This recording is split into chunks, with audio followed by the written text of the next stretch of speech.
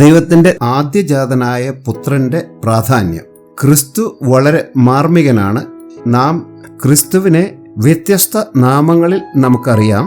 ക്രിസ്തു ദൈവപുത്രനാണ്, ക്രിസ്തു മനുഷ്യപുത്രനാണ്, ക്രിസ്തു ആശ്വാസദായകനാണ്, ക്രിസ്തു ജീവൻ നൽകുന്ന ആത്മാവാണ്, ക്രിസ്തു അയക്കപ്പെട്ട അപ്പോസ്തലനാണ്, ക്രിസ്തു പ്രവാചകനാണ്, ക്രിസ്തു മഹാപുരോഹിതനാണ്, ക്രിസ്തു ദൈവത്തിന്റെ ഏകജാതനായ പുത്രനാണ്, ക്രിസ്തു ആദ്യജാതനായ പുത്രനാണ്.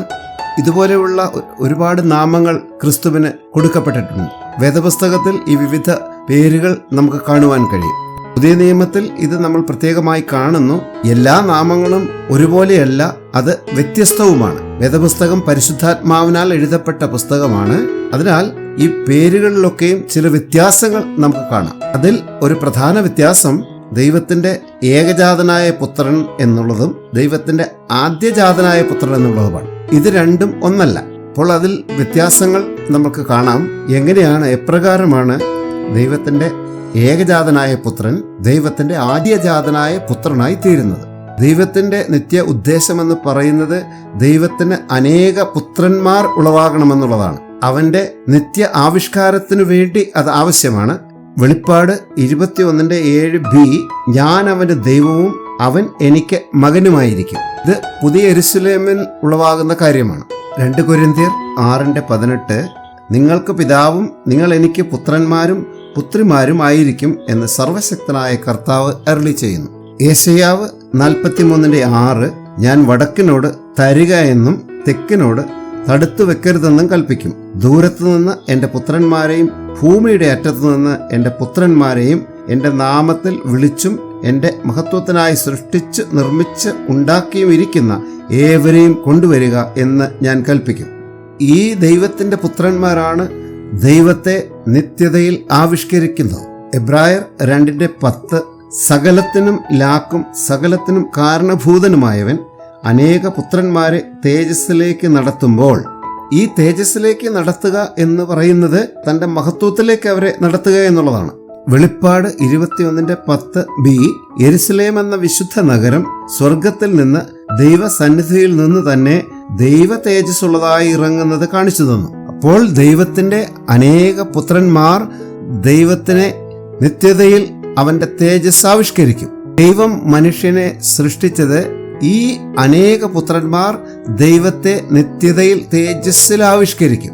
ദൈവം മനുഷ്യനെ സൃഷ്ടിച്ചത് തന്റെ നിത്യ ഉദ്ദേശം നിറവേറ്റുന്നതിന് വേണ്ടിയാണ്. ഉൽപ്പത്തി 1:26, അനന്തരം ദൈവം നാം നമ്മുടെ സ്വരൂപത്തിൽ നമ്മുടെ സാദൃശ്യപ്രകാരം മനുഷ്യനെ ഉണ്ടാക്കുക.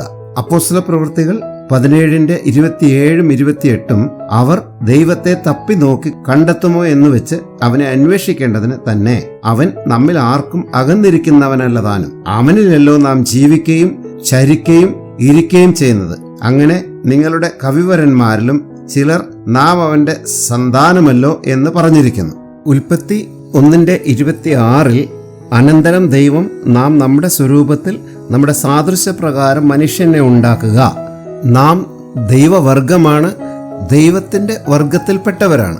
ആദ്യ മനുഷ്യനായ ആദാം ദൈവത്തിന്റെ ഒരു തനി ചിത്രമായിരുന്നു. സ്വാഭാവികമായും അവൻ ദൈവത്തിന്റെ പുത്രനുമായിരുന്നു. ഉൽപ്പത്തി 1:27 നമുക്കത് കാണാം. ഇങ്ങനെ ദൈവം തന്റെ സ്വരൂപത്തിൽ മനുഷ്യനെ സൃഷ്ടിച്ചു, ദൈവത്തിന്റെ സ്വരൂപത്തിൽ അവനെ സൃഷ്ടിച്ചു. ലൂക്കോസ് 3:38, കായിനാൻ ഏനോസിന്റെ മകൻ, ഏനോസ് ശേത്തിന്റെ മകൻ, ശേത്ത് ആദാമിന്റെ മകൻ, ആദാം ദൈവത്തിന്റെ മകൻ. പ്രകൃതിദത്തമായി ആദാം ദൈവത്തിന്റെ മകനായിരുന്നു. എന്നാൽ ആത്മീയമായി പറഞ്ഞാൽ ആദാം ദൈവത്തിന്റെ മകൻ ആയിത്തീർന്നിട്ടില്ലായിരുന്നു. എന്തെന്നാൽ ആദാമിന് ദൈവ ജീവൻ ഉണ്ടായിരുന്നില്ല. അതുകൊണ്ടാണ് ദൈവം മനുഷ്യനെ ജീവവൃക്ഷത്തിന്റെ മുൻപിൽ നിർത്തിയത്. ഇത് ദൈവത്തിന്റെ ജീവനെ സ്വീകരിക്കുന്നതിന് വേണ്ടിയായിരുന്നു. അപ്രകാരം അവൻ ആത്മീയമായി ദൈവത്തിന്റെ പുത്രനായി തീരേണ്ടതിനു വേണ്ടിയായിരുന്നു. ജീവവൃക്ഷത്തിന്റെ ഫലം ആദാം ഭക്ഷിച്ചിരുന്നുവെങ്കിൽ ആത്മീയമായി ആദാം ദൈവത്തിന്റെ പുത്രനായി തീരുമായിരുന്നു. അവന്റെ സന്താനങ്ങളൊക്കെയും ദൈവപുത്രന്മാരായി തീരുമായിരുന്നു. ഉൽപ്പത്തി 2:9, കാണുവാൻ ഭംഗിയുള്ളതും തിന്മാൻ നല്ല ഫലമുള്ളതുമായ ഓരോ വൃക്ഷങ്ങളും തോട്ടത്തിന്റെ നടുവിൽ ജീവവൃക്ഷവും നന്മതിന്മകളെക്കുറിച്ചുള്ള അറിവിന്റെ വൃക്ഷവും യഹോവയായ ദൈവം നിലത്തുനിന്ന് മുളപ്പിച്ചു. അപ്പോൾ ജീവവൃക്ഷം കാണിക്കുന്നത് ജീവനായ ദൈവത്തെയാണ്. ഈ ജീവവൃക്ഷം ജീവനായ ക്രിസ്തുവിനെ കാണിക്കുന്നു. ആദാം ജീവവൃക്ഷത്തിൽ നിന്ന് ഭക്ഷിച്ചിരുന്നുവെങ്കിൽ ആദാം ദൈവജീവനിൽ വളരുമായിരുന്നു, ദൈവപുത്രനായി തീരുകയും ചെയ്യുമായിരുന്നു. ദൈവം മനുഷ്യനെ സൃഷ്ടിച്ചത് തന്റെ ദിവ്യ ഉദ്ദേശം നിറവേറ്റുന്നതിന് വേണ്ടിയായിരുന്നു. ദൈവത്തിന് അനേക പുത്രന്മാരെ ഉളവാക്കേണ്ടതിനു വേണ്ടിയായിരുന്നു. ഇത് ദൈവത്തിന്റെ നിത്യ ആവിഷ്കാരത്തിനു വേണ്ടിയായിരുന്നു. ആദ്യ മനുഷ്യനായ ആദാം വീണുപോയതിനാൽ ദൈവം രണ്ടാം മനുഷ്യനായ ക്രിസ്തുവിനെ കൊണ്ടുവന്നു. 1 കൊരിന്ത്യർ 15:45 ഒന്നാം മനുഷ്യനായ ആദാം ജീവനുള്ള ദേഹിയായി തീർന്നു എന്ന് എഴുതിയിരിക്കുന്നുവല്ലോ. ഒടുക്കത്തെ ആദാം ജീവിപ്പിക്കുന്ന ആത്മാവായി. ഒന്നാം മനുഷ്യനായ ആദാം ഭൂമിയിൽ നിന്നുള്ളവൻ, രണ്ടാം മനുഷ്യനായ ക്രിസ്തു സ്വർഗത്തിൽ നിന്നുള്ളവൻ. അത് ക്രിസ്തുവാണ്. എബ്രായർ 2:6 മനുഷ്യനെ നീ ഓർക്കേണ്ടതിന് അവൻ എന്ത്, മനുഷ്യപുത്രനെ സന്ദർശിക്കേണ്ടതിന് അവൻ എന്തുമാത്രം. 7-ാം വാക്യം, നീ അവനെ ദൂതന്മാരെക്കാൾ അല്പം മാത്രം താഴ്ത്തി തേജസ്സും ബഹുമാനവും അവനെ അണിയിച്ചിരിക്കുന്നു. നിന്റെ കൈകളുടെ പ്രവൃത്തിക്ക് നീ അവനെ അധിപതിയാക്കി. ഇത് രണ്ടാം മനുഷ്യനായ ക്രിസ്തുവിനെ സൂചിപ്പിക്കുന്നു. ക്രിസ്തുവിന് ദൈവത്തിന്റെ സ്വരൂപവും ദൈവത്തിന്റെ ജീവനുമുണ്ട്. കൊലോസ്യർ 1:15 അവൻ അദൃശ്യനായ ദൈവത്തിന്റെ പ്രതിമയും സർവസൃഷ്ടിക്കും ആദ്യജാതനുമാകുന്നു. യോഹന്നാൻ 1:4 അവനിൽ ജീവനുണ്ടായിരുന്നു, ജീവൻ മനുഷ്യരുടെ വെളിച്ചമായിരുന്നു. ഇതിൽ നിന്നും നാം മനസ്സിലാക്കുന്നത് ക്രിസ്തു ദൈവത്തിന്റെ സ്വരൂപമായിരുന്നുവെന്നും ക്രിസ്തുവിൽ ദൈവ ജീവനുണ്ടായിരുന്നുവെന്നുമാണ്. ക്രിസ്തു ഭൂമിയിൽ വരുമ്പോൾ ദൈവപുത്രനായ അവൻ മനുഷ്യപുത്രനായി മാറുകയാണുണ്ടായത്. അവൻ മനുഷ്യത്വത്തെ ധരിച്ചു. യോഹന്നാൻ 3:14 മോശെ മരുഭൂമിയിൽ സർപ്പത്തെ ഉയർത്തിയതുപോലെ മനുഷ്യപുത്രനെയും ഉയർത്തേണ്ടതാകുന്നു. ഇത് ക്രിസ്തുവിനെ കുറിച്ചാണ് പറഞ്ഞത്.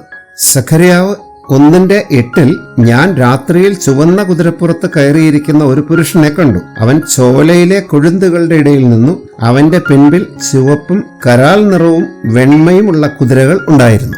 11 അവർ കൊഴുന്തുകളുടെ ഇടയിൽ നിൽക്കുന്ന യഹോവയുടെ ദൂതനോട്, ഇവിടെ ഒരു മനുഷ്യൻ നിൽക്കുന്നത് കണ്ടു, ഒരു പുരുഷൻ നിൽക്കുന്നത് കാണുന്നു.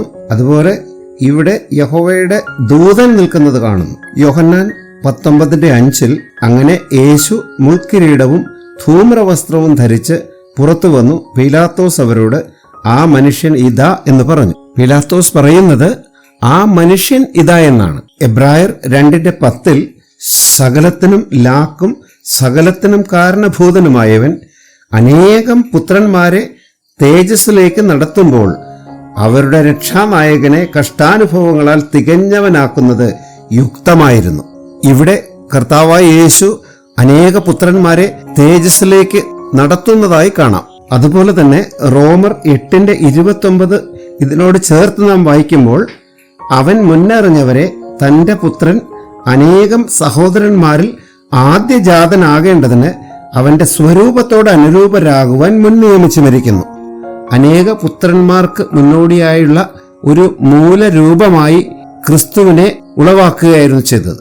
1 യോഹന്നാൻ 4:9 ദൈവം തന്റെ ഏകജാതനായ പുത്രനെ നാം അവനാൽ ജീവിക്കേണ്ടതിന് ലോകത്തിലേക്ക് അയച്ചു എന്നുള്ളതിനാൽ ദൈവത്തിന് നമ്മോടുള്ള സ്നേഹം പ്രത്യക്ഷമായി.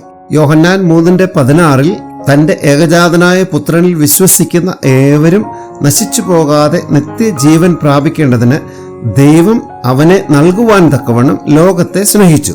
ദൈവത്തിന്റെ ഏകജാതനായ പുത്രൻ എന്ന് പറയുമ്പോൾ അവന് ദിവ്യത്വം മാത്രമാണ് ഉണ്ടായിരുന്നത്. ആ പുത്രന് മനുഷ്യത്വം ഉണ്ടായിരുന്നില്ല.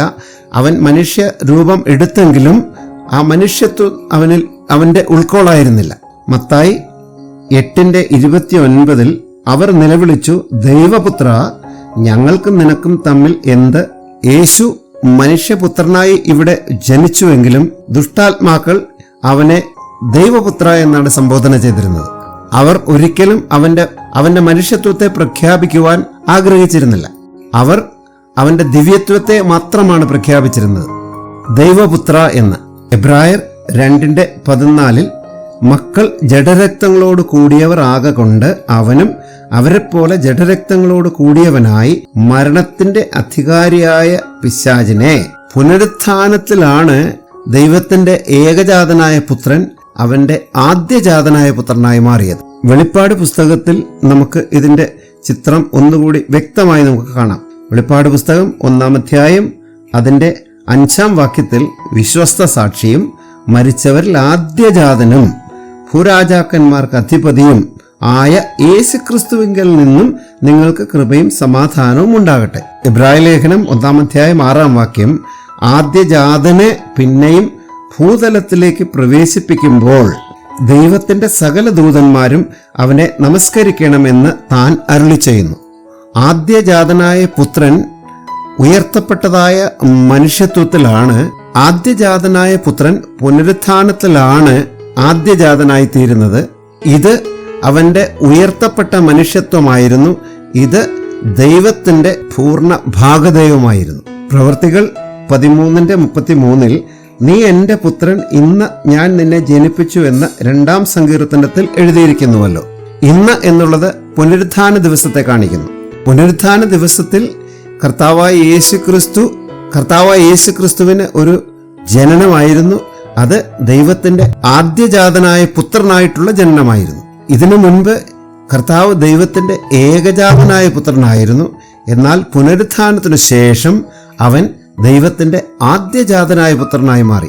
റോമർ 1:5 ജഡം സംബന്ധിച്ച് ദാവീദിന്റെ സന്തതിയിൽ നിന്ന് ജനിക്കുകയും മരിച്ചിട്ട് ഉയർത്തെഴുന്നേൽക്കയാൽ വിശുദ്ധിയുടെ ആത്മാവ് സംബന്ധിച്ച് ദൈവപുത്രൻ എന്ന് ശക്തിയോടെ നിർണയിക്കപ്പെടുകയും ചെയ്തിരിക്കുന്നവനാണല്ലോ. ഈ വാക്യം നമ്മോട് പറയുന്നു അവൻ ദൈവപുത്രൻ എന്ന് നിർണയിക്കപ്പെട്ടു എന്ന് ഈ വാക്യം നമ്മോട് പറയുന്നു. ഈ പുനരുത്ഥാനത്തിന് മുൻപ് നിത്യതയിൽ കർത്താവ് ദൈവപുത്രൻ തന്നെ ആയിരുന്നു. അവിടെ അവന് ദിവ്യത്വം മാത്രമേ ഉണ്ടായിരുന്നുള്ളൂ. ജഡാവതാരത്തിൽ അവൻ മനുഷ്യത്വത്തെ ധരിച്ചു. ആ മനുഷ്യത്വത്തെ നമ്മൾ ഒരു ഷർട്ട് ധരിക്കുന്നത് പോലെയാണ് കർത്താവ് ധരിച്ചത്.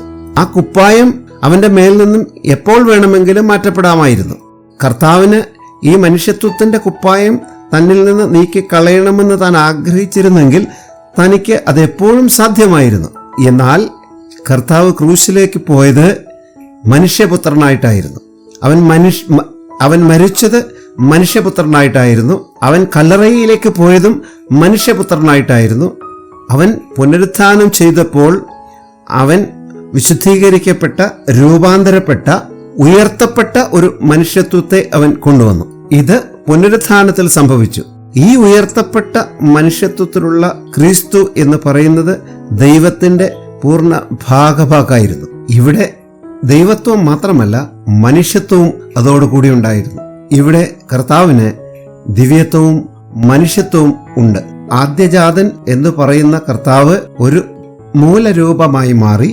ഈ മൂലരൂപത്തിൽ നിന്നും അനേക പുത്രന്മാരെ അവന് ഉളവാക്കുവാൻ കഴിഞ്ഞു. പുറപ്പാട് 25:10-11 ഖദിരമരം കൊണ്ട് ഒരു പെട്ടകമുണ്ടാക്കണം. അതിന് 2.5 മുഴം നീളവും 1.5 മുഴം വീതിയും 1.5 മുഴം ഉയരവും വേണം. അത് മുഴുവനും തങ്കം കൊണ്ട് പൊതിയണം. അകത്തും പുറത്തും പൊതിയണം. അതിൻ്റെ മേൽ ചുറ്റും പൊന്നുകൊണ്ടുള്ള ഒരു വക്കും ഉണ്ടാക്കണം. ഖദിരമരം എന്ന് പറയുന്നത് മനുഷ്യത്വത്തെ സൂചിപ്പിക്കുന്നു. പൊന്ന് എന്ന് പറയുന്നത് ദിവ്യത്വത്തെ സൂചിപ്പിക്കുന്നു. പെട്ടകം ആദ്യജാതനായ പുത്രനെ സൂചിപ്പിക്കുന്നു. ദിവ്യത്വവും മനുഷ്യത്വവുമുള്ള ദൈവത്തിന്റെ ആദ്യജാതനായ പുത്രനെ സൂചിപ്പിക്കുന്നു. പുറപ്പാട് 26:15 തിരുനിവാസത്തിന് ഖദിരമരം കൊണ്ട് നിവിര നിൽക്കുന്ന പലകകളും ഉണ്ടാക്കണം. 29-ാം വാക്യം പലക പൊന്നുകൊണ്ട് പൊതിയുകയും അന്താഴം ചെലുത്തുവാനുള്ള അവയുടെ വളയങ്ങൾ പൊന്നുകൊണ്ട് ഉണ്ടാക്കുകയും വേണം.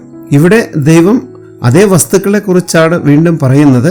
ഖദിരമരവും പൊന്നും അത് സൂചിപ്പിക്കുന്നത് പലകകൾ എന്ന് പറയുന്നത് അനേക പുത്രന്മാരും ദിവ്യത്വവും മനുഷ്യത്വവുമുള്ള അനേക പുത്രന്മാരെ സൂചിപ്പിക്കുന്നു. റോമർ 8:29 ഇത് നമുക്ക് ഉറപ്പാക്കി തരുന്നു. അവൻ മുന്നറിഞ്ഞവരെ തന്റെ പുത്രൻ അനേകം സഹോദരന്മാരിൽ ആദ്യജാതനാകേണ്ടതിന് അവന്റെ സ്വരൂപത്തോട് അനുരൂപരാകുവാൻ മുൻ നിയമിച്ചുമിരിക്കുന്നു. ഇത് നമ്മെ കാണിക്കുന്നത് ദൈവത്തിന്റെ ആദ്യജാതനായ പുത്രൻ ഒരു മൂലരൂപമായി തീർന്നുവെന്നും അങ്ങനെ അനേകം പുത്രന്മാരെ അവൻ ഉളവാക്കുകയും ചെയ്യുന്നുവെന്ന് കാണുന്നു. കർത്താവിന് സ്തോത്രം ചെയ്യാം. ഇതിന്റെ ആഴങ്ങളെ നമുക്ക് ഗ്രഹിക്കാം. ദൈവത്തിന്റെ ഏകജാതനായ പുത്രൻ ആദ്യജാതനായ പുത്രനായി തീർന്നു അനേക പുത്രന്മാരെ ഉളവാക്കേണ്ടതിനു വേണ്ടി. അപ്പോൾ കർത്താവ് നമുക്ക് ജ്യേഷ്ഠ സഹോദരൻ. അവൻ ദൈവത്തിന്റെ മനുഷ്യത്വത്തെയും ദൈവത്വത്തെയും ഉൾക്കൊണ്ടതായ മൂലരൂപം. ആ മൂലരൂപത്തിൽ അവൻ്റെ പിന്തുടർച്ചക്കാരായി ജനിച്ച അനേക സഹോദരന്മാരാണ് നമ്മളെന്ന് ഈ സന്ദേശം നമ്മെ ഓർപ്പിക്കുന്നു. ആമേൻ.